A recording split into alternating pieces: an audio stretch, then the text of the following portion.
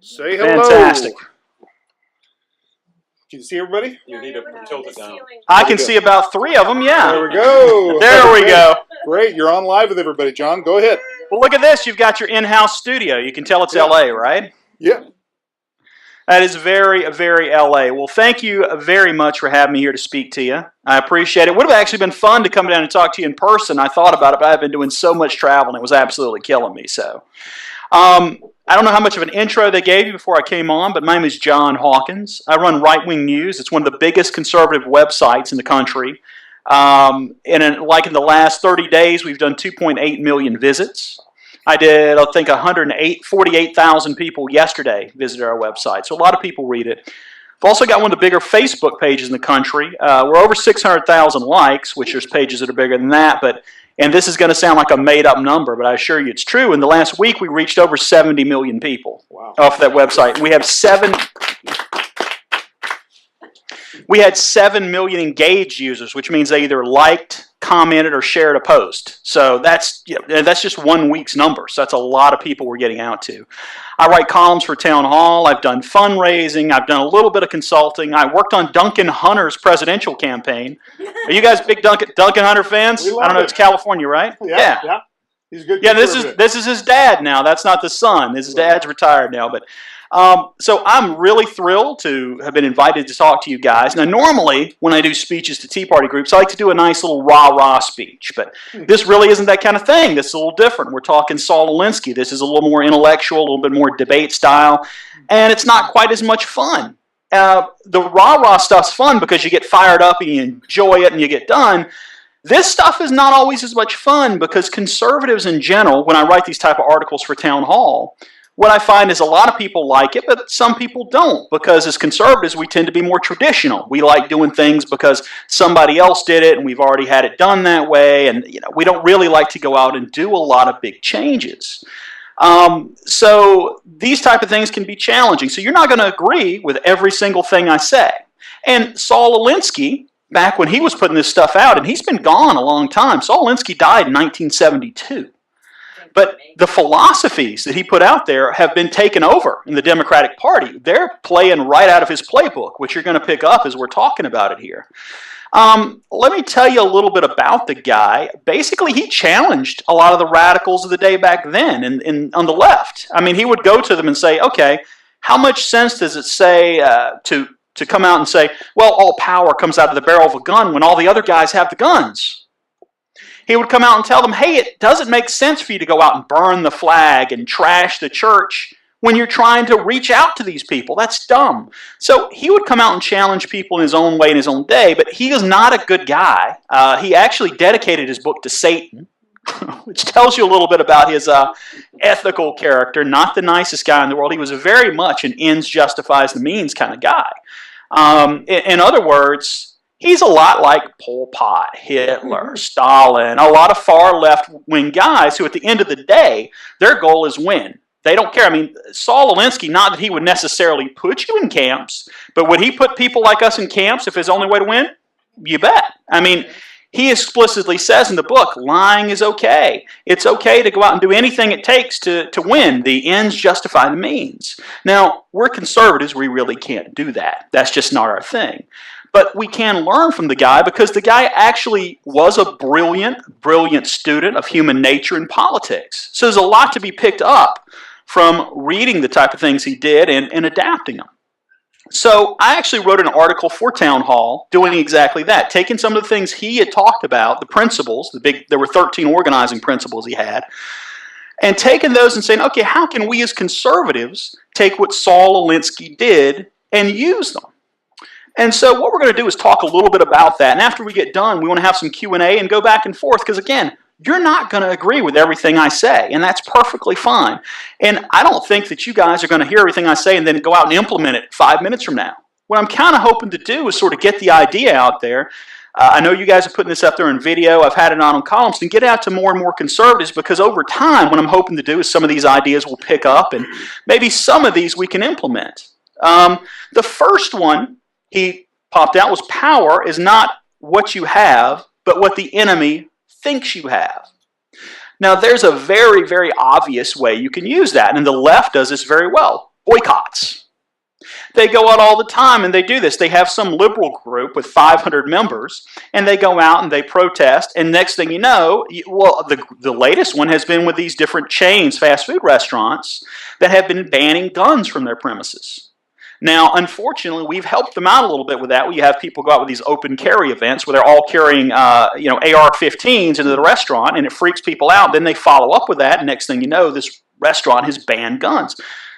We have done the same thing in the past, and we can do it much more effectively.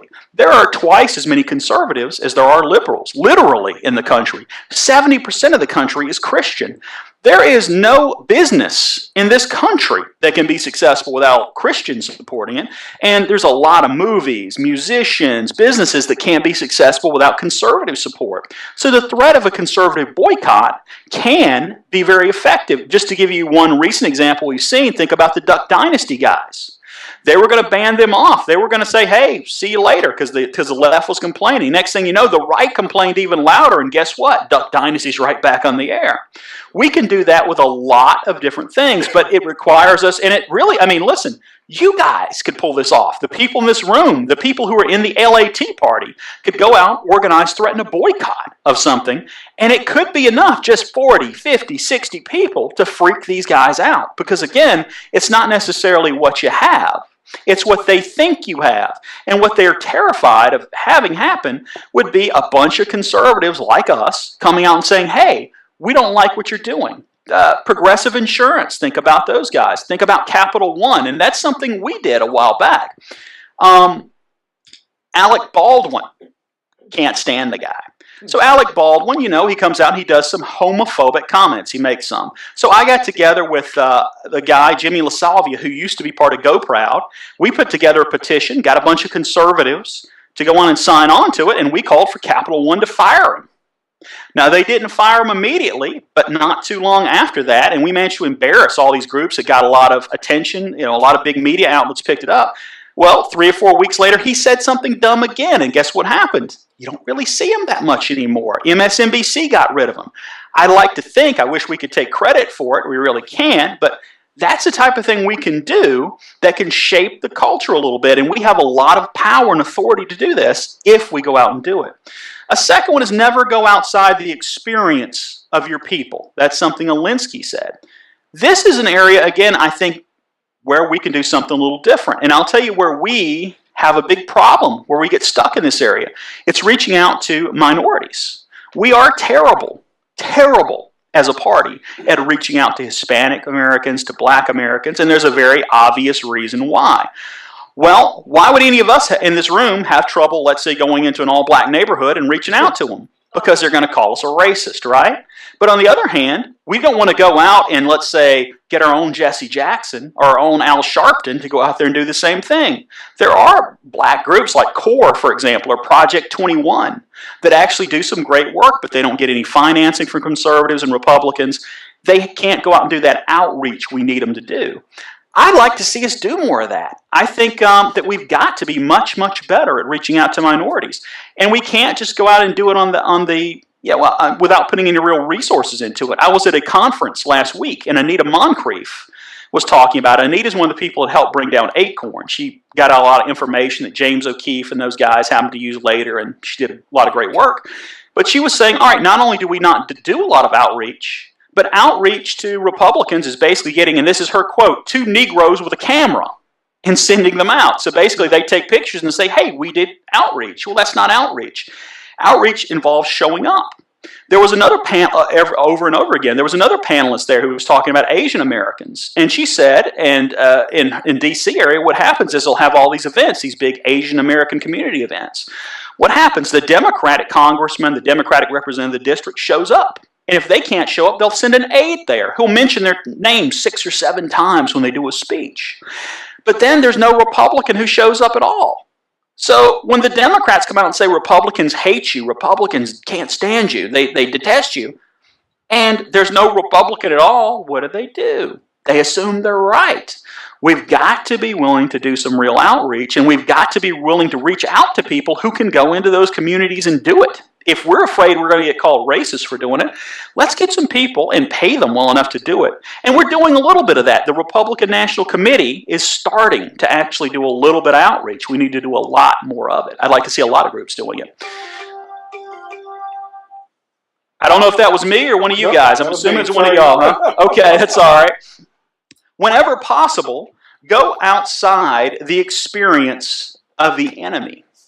Now, I can tell you one great example where I think we've done this lately, and I think it's using, a lot of liberals are very uncomfortable with talking about Christianity, with talking about social issues. I don't know if Sabo's in the room. I'm guessing not. Nobody stood up and waved their hand there, but he's local, right? He's going to be on Glenn Beck tomorrow.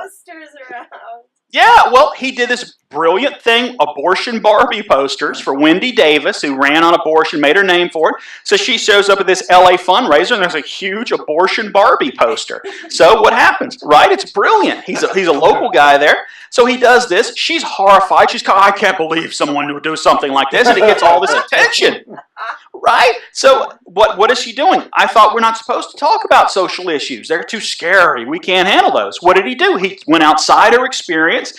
He took what's supposed to be her strength to liberals and humiliated her with it.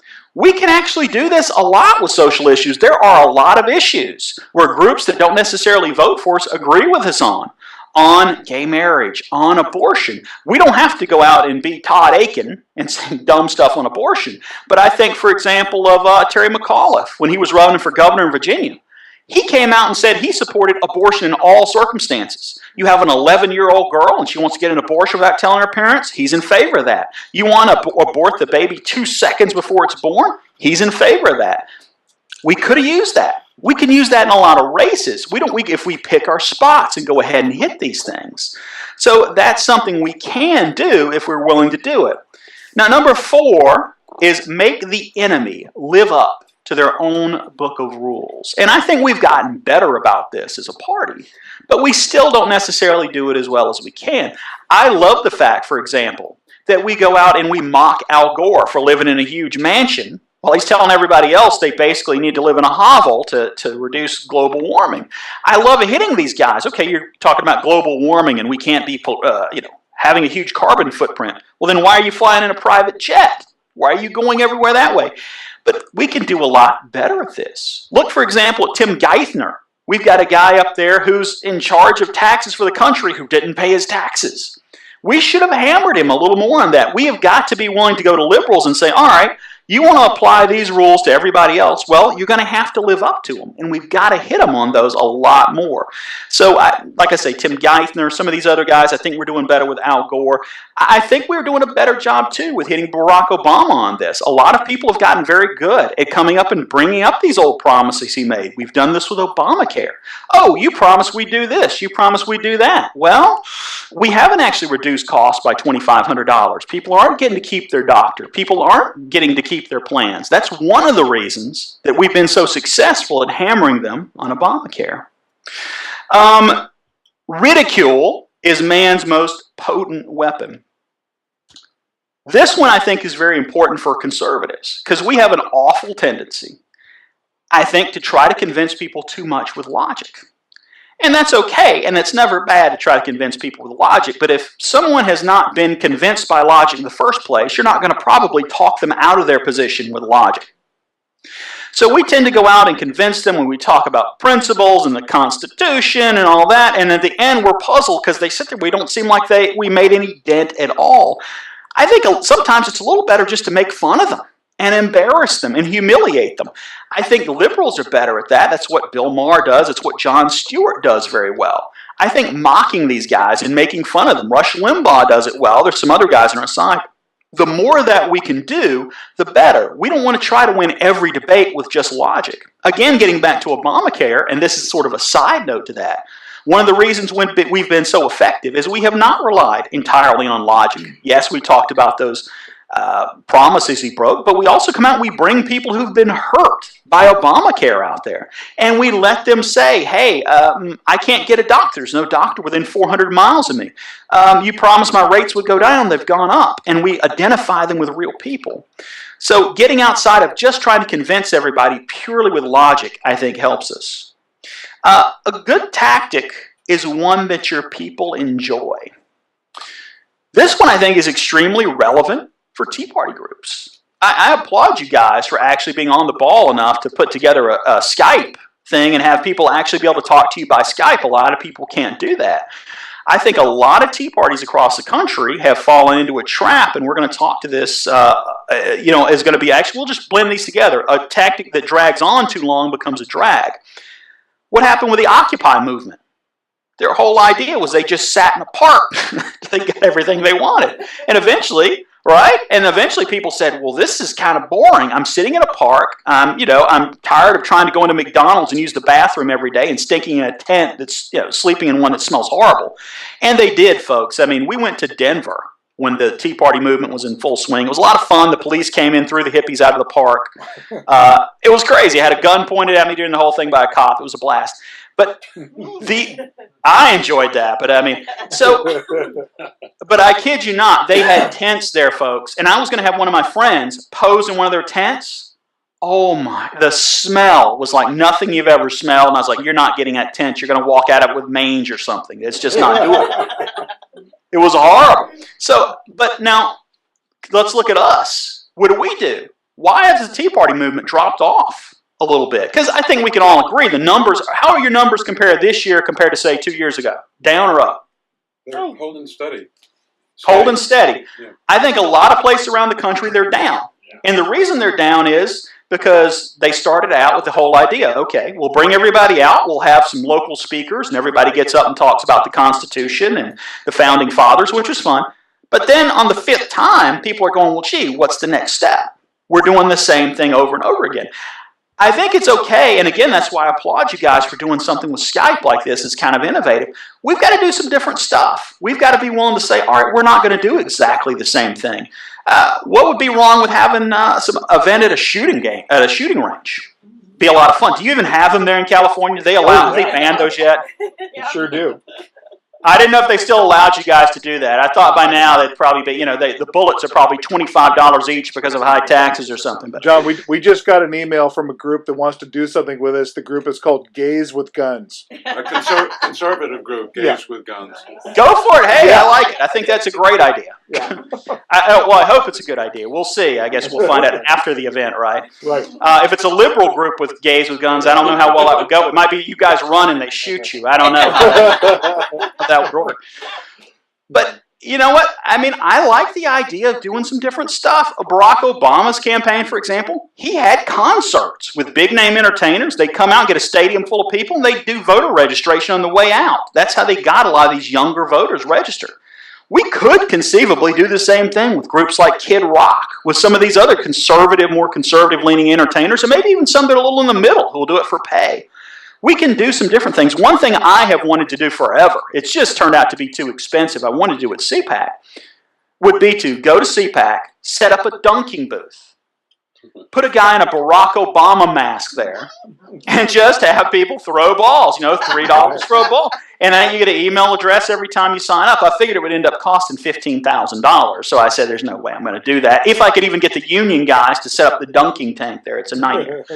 But, I mean, hey, I like the idea of doing something a little fun, a little bit different. Look at what, like I said, Sabo's doing some great stuff. Look at what James O'Keefe's doing. Why is he getting so much attention? Because he's doing something completely different. He's going in, he's getting these great scoops. He just nailed a bunch of Hollywood actors. Brilliant, brilliant stuff. So if we go outside and try to do things that are a little different than what we're doing, I think it'll help us out a lot. 8, keeping the pressure on. I think a lot of times we have a tendency, more so than liberals, to go out and let an issue go too early. And we'll have an issue that comes up, and liberals will just press these things to death, especially if they're getting some traction. A lot of times we'll have let's say a Hollywood star comes out and says something offensive.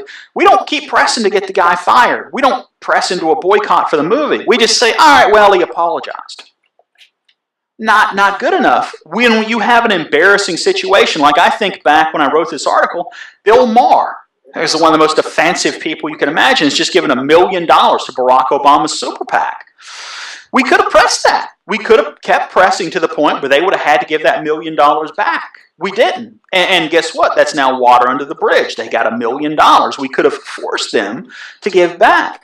We do this a lot. We don't necessarily let these issues and keep pushing them and pushing them to a conclusion. Even in Congress, there's a whole lot of scandals that are going on. Do we ever get anywhere on these scandals? I mean, it's not so bad to always have them in the background and trying to get somewhere, but do we ever like really push and demand an answer on anything? Not really. We just sort of, well, we're dragging it out, we're doing some things. We need to go ahead and push this stuff all the way through and keep the pressure on until we get some results. And we don't always have to win 100%. You know, Saul Alinsky, one of the things he said that I think is brilliant and very applicable to us, liberals do this all the time, is compromise is a beautiful word. And the reason we don't think it's a beautiful word is because they do it the right way. They start out trying to get 100% of what they want, and compromise means they get 30% of what they want. And we lose 30% of what we want. Well, you know, we don't necessarily have to get everything we want. If we start moving it a couple of jumps in our direction, we're doing a good thing. And a lot of times we're not happy with that. We're not saying, okay, we're moving slowly but surely in our direction. We've got to say, all right, well, did we get the flat tax implemented? No, well, then it's a big failure. Oh, the debt ceiling was raised. It's a big failure. We can actually win victories, and if they're smaller victories and going in the right direction, it's not such a bad thing because those smaller victories over time can add up. John, can I mention something? Yes. I think 1 or 2 states just repealed Common Core. I look at that and go, it's huge. I mean, that's a huge win, right? And and every time one state repeals Common Core, a bunch of other states, they start having activists go, well, why don't you repeal Common Core? So, yeah, have we gotten rid of it everywhere? No, but what we're doing is we're making these inroads that create pressure to get more and more people to act on our side. Now, the threat is usually, this is number 9 from Alinsky's rules, the threat is usually more terrifying than the thing itself. This one I apply to college campuses. College campuses are bastions of liberalism. What if we started doing some of the things to them that they do to us? Like if we have, let's say, a conservative speaker, they get up and they yell and they scream and the conservative speaker can't talk. What if we started doing the same thing to liberals? What if we had like 200 college Republicans show up and yell and scream? Well, we don't do that. But see, liberals, because they think everything they do is fine and everything we do is dangerous, would be highly alarmed by that. Then next thing you know, well, it's off limits for anybody to yell at speakers. What if we started threatening, for example, in college campuses, if we had Republicans at state houses, not on the national level, the state houses, started saying, well, if you don't start evening out the campus, if you don't have evening out the speakers, if you don't stop getting rid of some of this liberalism on the campus, we're going to cut your funds off. And maybe they could make some small cuts. We're going to cut this, cut that. Next thing you know, they're terrified. What if they start cutting big programs and you start making big cultural changes at college? But the threat of us doing something like that, it may even be a little symbolic, but it can sometimes have a big impact for what they're afraid we're going to do later on. Number 10, the major premise for tactics is the development of operations that will maintain a constant pressure on the opposition. A lot of this is, I think, is applicable to political campaigns. And really our last 2 candidates, Mitt Romney and John McCain, didn't do it very well. George W. Bush did. George W. Bush had one very, very consistent theme with John Kerry. Who knows what it was? What was his big line about John Kerry? What was it about the Swift boat? Or No. What was the one thing that the Bush campaign kept saying about John Kerry over and over and over and over?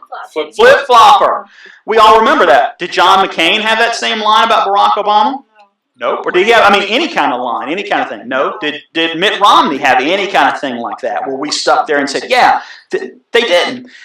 It's finding these narratives and then hitting them over and over and over again. They do that with us. What do they call us every time we have a disagreement with a minority? Racist. What do they call us every time we have a disagreement with someone who's gay? Bigot. So see, they hit these same themes over and over and over again. We can do the same thing to them. It requires, once we hit something and it's starting to resonate, you keep working into your theme. Now, this works great with campaigns, like with what they did with Kerry, but we can work on it too. And we've done it a little bit. You see it like, for example, with Barack Obama, where we call him incompetent. Well, it's starting to stick. We call him a liar. It's starting to stick over time. It's kind of like McDonald's. If you go out tonight and you see an ad for a Big Mac, you're probably not going to go out and buy a Big Mac. But the 50th time, or the 75th time, or the 80th time, you may go buy a Big Mac because you've seen that image and it's implanted in your head all those times. And then maybe you're driving by late one night and you're like, you know what would be good, a Big Mac. So you go get your Big Mac and it tastes pretty good and you keep going back. That's how it is with politics, too. You keep hitting those same themes and same issues over and over and over again, and eventually they stick. 11, if you push a negative hard and deep enough, it'll break through to the counter side. Now, that's sort of a weird-sounding rule Alinsky has, but what he really means with that, and this is such a key rule in politics, and we forget it too often, is whoever's on offense is winning.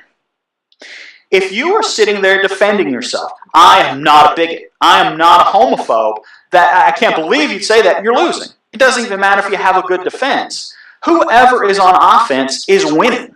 And it doesn't matter what you're talking about, that's just how it works. If somebody's hitting you with something, the best thing you can do is you can have your little logical thing in there and put it out there so people know your position, but it's much better to have them talking about why they're not whatever you're saying about them than vice versa. You want them defending themselves all the time, not you defending yourself from their charges. And that's just a key principle I think we forget a whole lot.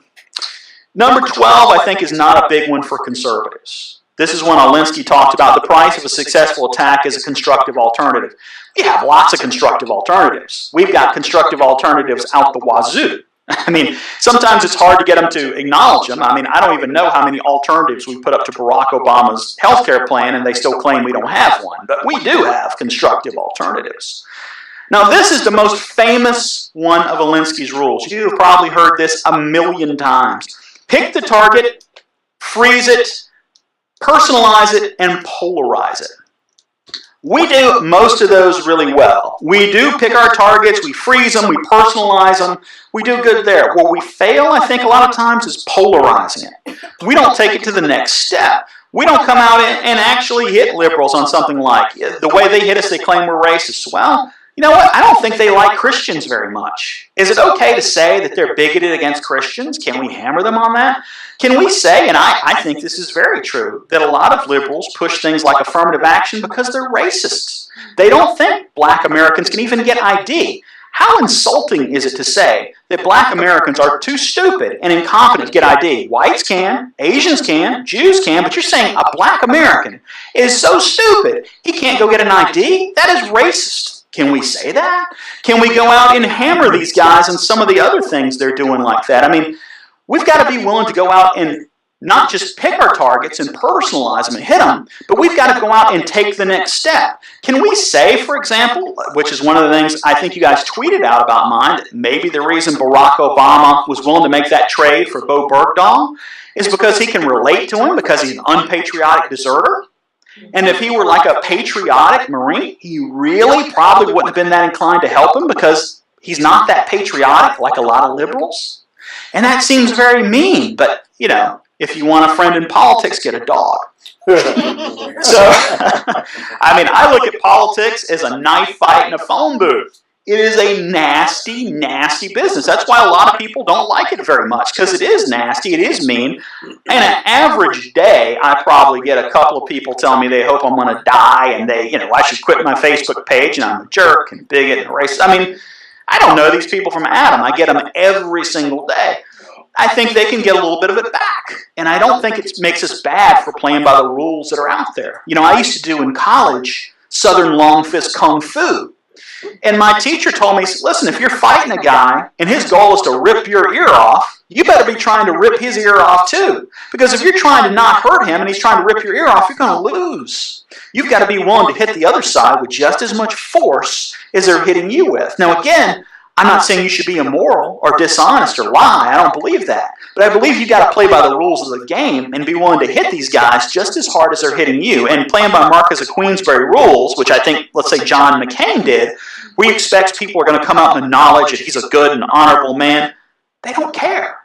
They really don't care. If you don't lie and you're honest and they know where you stand, that's about as good as it's going to get. Nobody's going to admire you for taking all those punches in the face so generously. They're really not. I mean, that's just the world. So those are the rules that Saul Alinsky came up with. That's how we can apply them. I want to hear what you have to say. What do you think about any of these? Feel free to agree with me, disagree with me. Some of you got any questions out there about this? Yes. Yes, we do.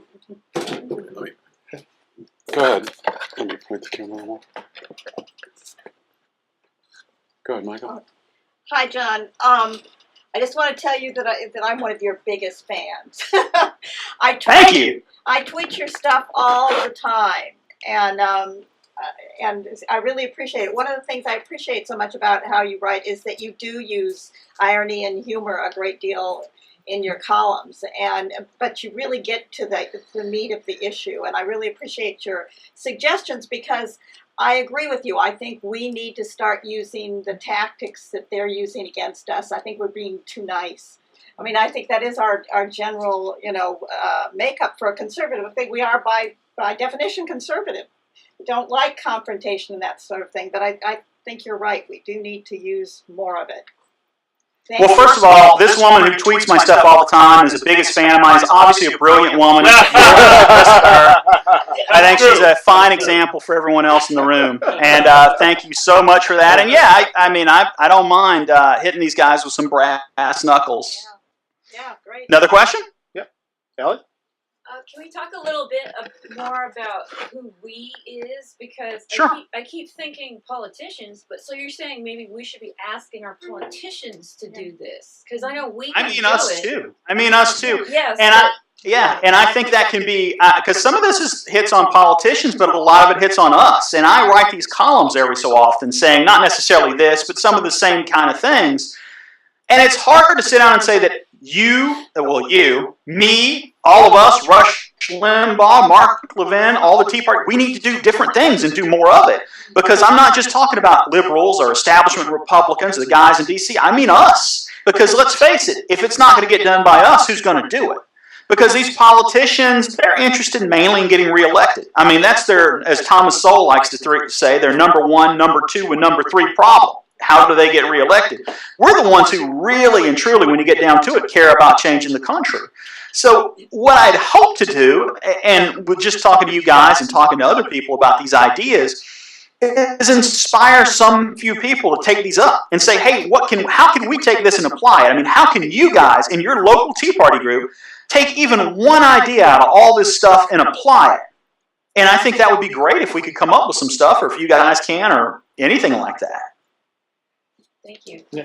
Thank you. Well, for example, I was just telling the story before we went on with you that in my town, a little bit south of here, we just caught, during the general plan update process, we caught the city giving a $2 million contract for the general plan update to a global warming company. And I went in and videotaped them. We posted the video. And then the gal who was leading the meeting tried to delete her Twitter stream. But, of course, we'd captured it beforehand. So they're running scared now. So, I mean, it's amazing to me how thin those folks are. You know, you just do a little bit to them and they run and hide. And we see this all the time in local school districts where you hear about this is the most common thing in the world now, where you hear some kid gets expelled because he accidentally brought a toy gun to school or made a gun out of a chicken finger or something. And next thing you know, it's on Fox, it's on Brett Bart, and they're backing off. Whoa, we never meant to suspend that kid or expel him. We changed our mind. He's back. A lot of times, if you can just put a little attention on them, if you can just get a little bit of sunlight on these guys, you can get them to change things. And like I say, you guys have a lot more power than you think. You're just a few guys and women. But you can change things more than you think if you come out and do some stuff that's creative and out of the box enough. And just, like I say, going back to one thing, I love the fact that I got together with a gay Republican and we tried to get Alec Baldwin fired for saying homophobic things, because nobody ever expects conservatives to do that.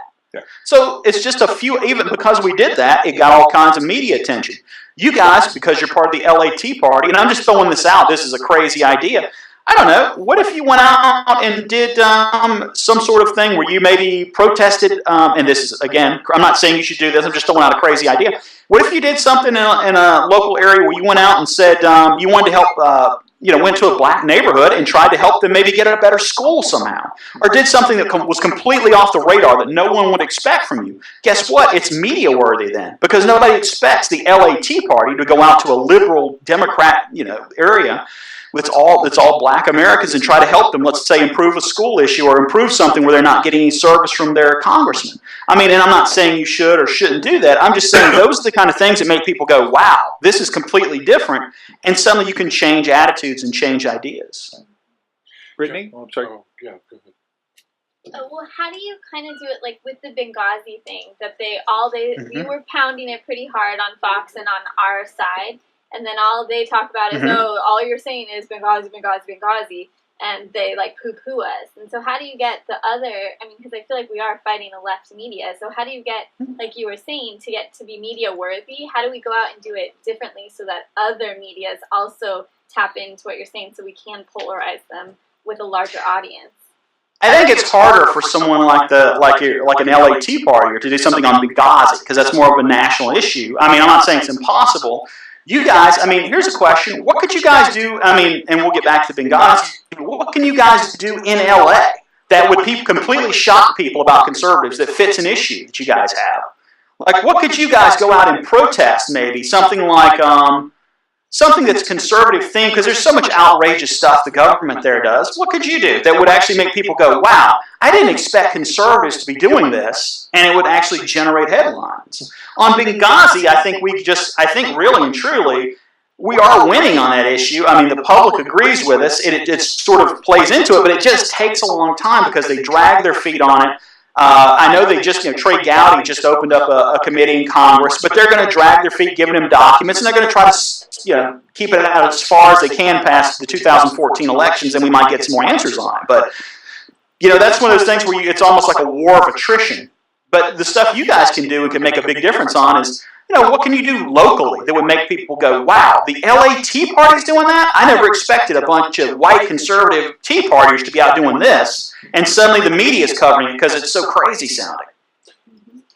John, 95% of your ideas, I think, and strategies are terrific, and I think it's going to be a lot of food for thought to discuss among our group. One of the things you mentioned, though, gave me pause a little bit. Sure. The technique of, say,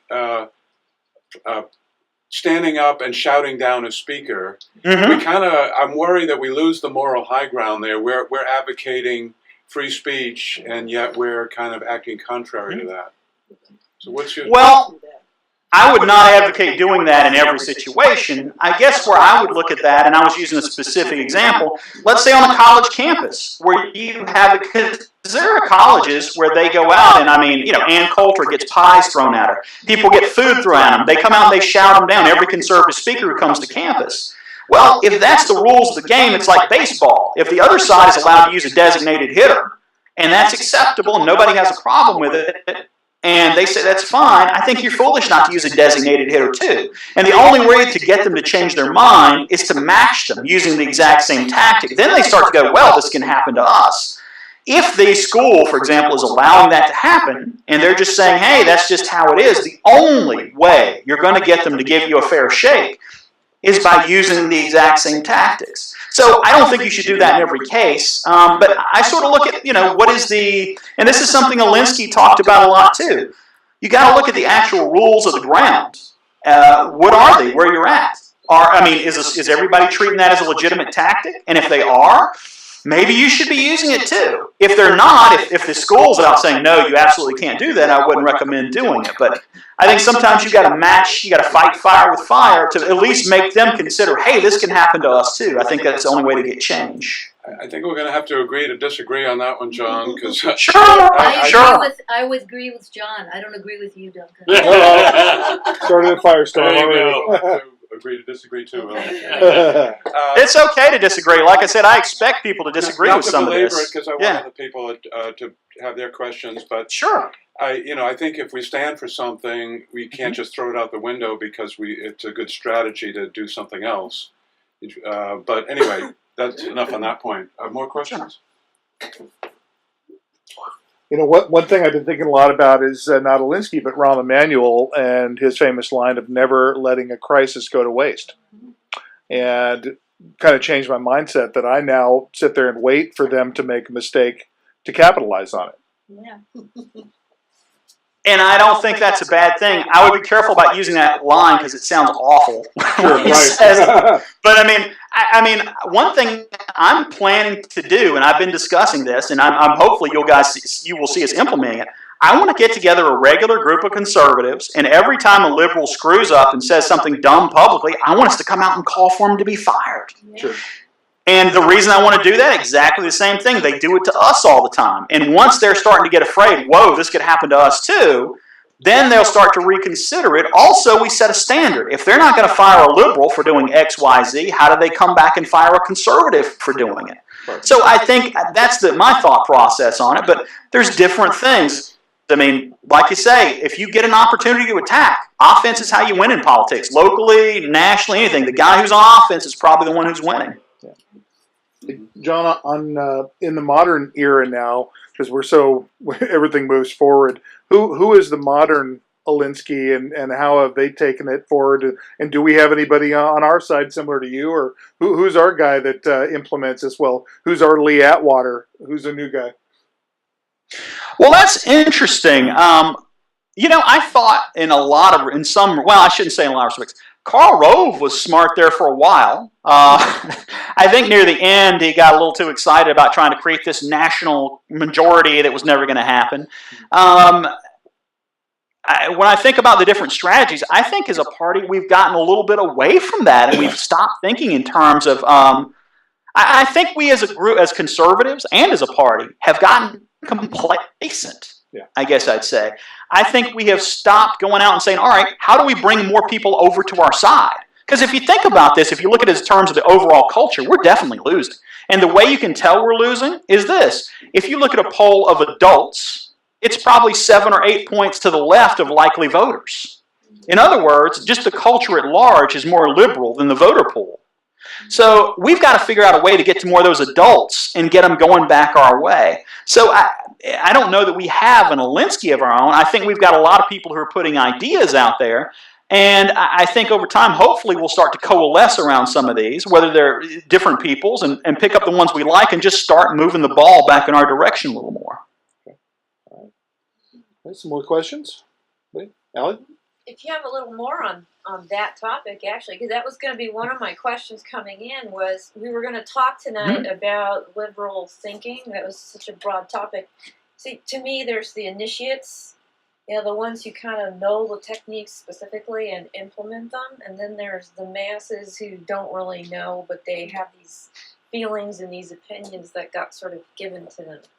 And I'm wondering if you have a good source where we can learn about how those people think. Yes, I know it's emotional, but is there anything more so we can understand how to converse with them and do exactly what you just referenced, switch some. I've written some wonderful columns on that subject, so I can actually, I'll send Duncan some columns I've written about, because that was something you guys had discussed, maybe have me talk about liberalism, but Duncan wanted me to focus a little more on Saul Alinsky. Okay. I think a lot of the people who are liberal, when they're younger, they're almost immersed in it, because I have people write all the time. And I'll put it this way. When I was in college, when I went to college, I was kind of a moderate. I really was just not really that political one way or the other. But I got more conservative as I got older, and like my senior year, I'm writing for the paper there. And the editor said to me, somebody wrote in an article agreeing with you. I can't believe there's another one. Seriously, because she was so immersed in liberalism, and I get this, it's not unusual for me to get this from college students. They have never been introduced to conservatism except as through what their teachers tell them conservatism is. You're a caricature to them. You're a person who hates people and is mean for no reason. That's as deep as they know about you. And so there's that. So you got people who are just immersed in it. Also, I think liberalism is a very cheap way to get some wonderful things about you, to make yourself feel a certain way about yourself.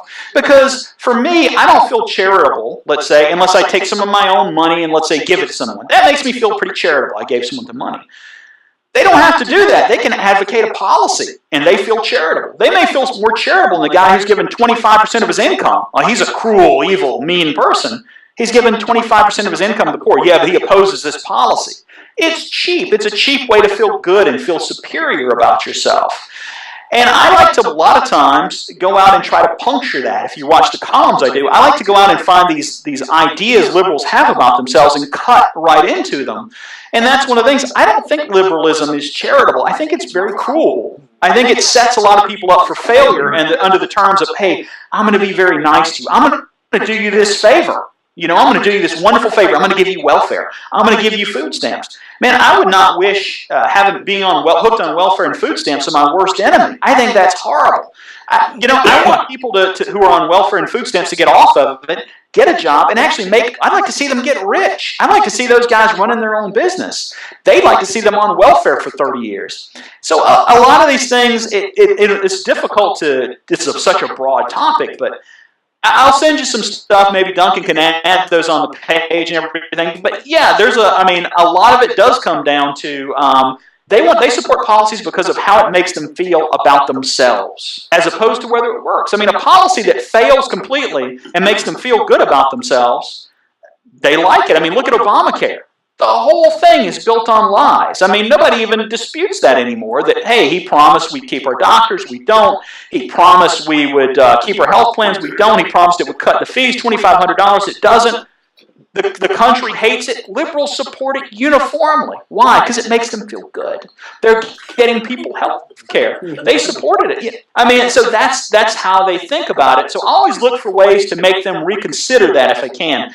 Does this make you, you say it makes you feel good, well, what about this? What about this? What about this? Should you really feel good about that? Or should you feel bad that you're doing this to people? Look at all the people you hurt with that policy. Could you be specific about, you mentioned earlier that you were putting together a list of people to help you out with these boycott type things. What were you saying? Sure.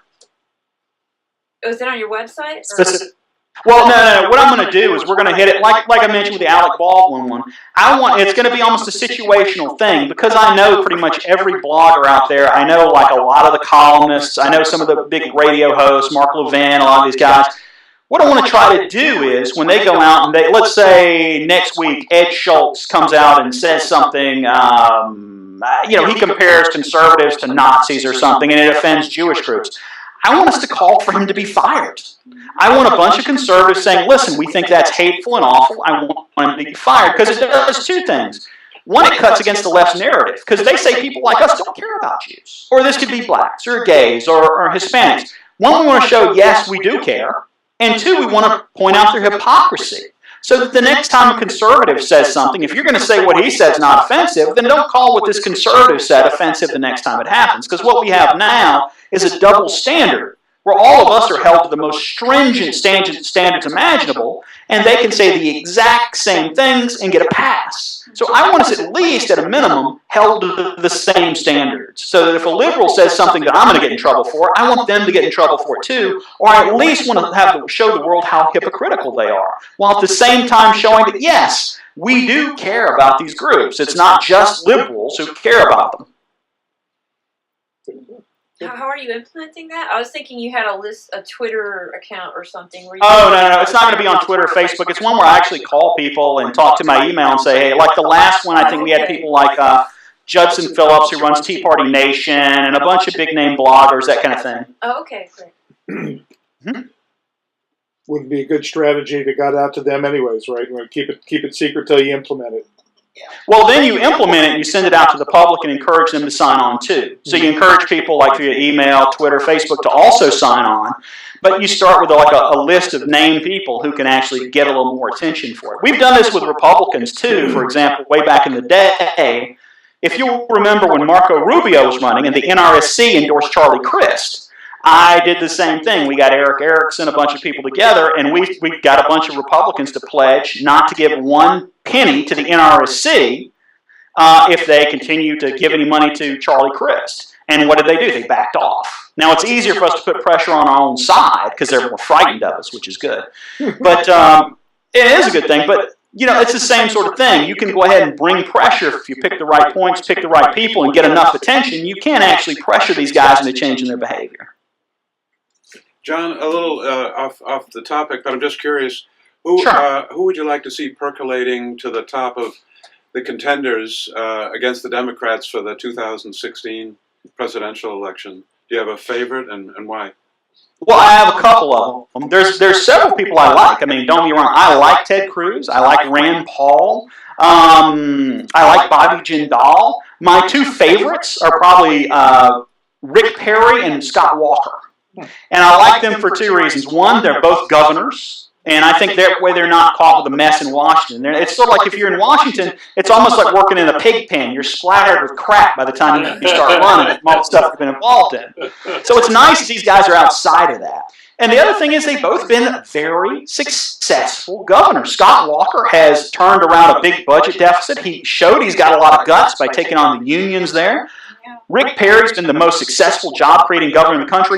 We've had so much incompetence over the last 8 years. I think people would like to see someone who's actually come out and said, hey, this guy's achieved something. He's not just given a good speech. This is a guy who's actually proven he can govern.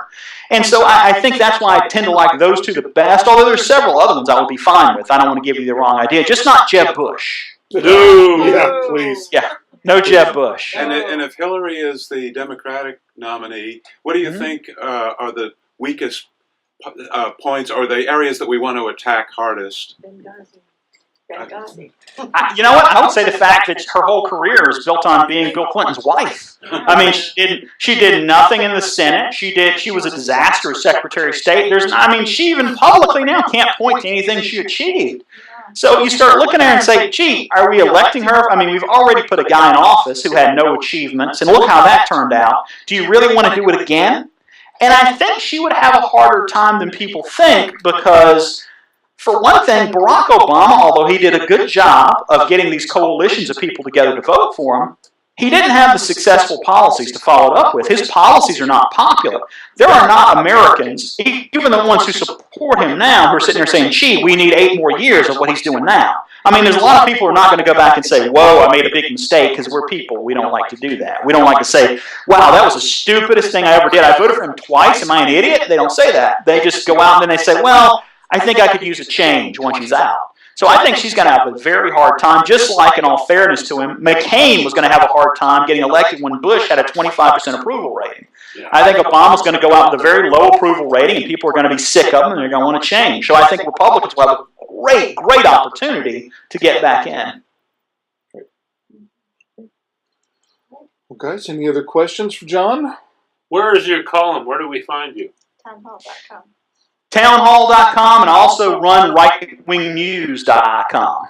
All right. Awesome. Well, ladies and gentlemen, I appreciate your time so much. Thank you for having me here. And anything I can do for you, thank you, John. Thank you. Thank you for staying up late for us. Welcome. Happy to do it. Okay, sir. Take care. Thank you, John. Take care. Thank you.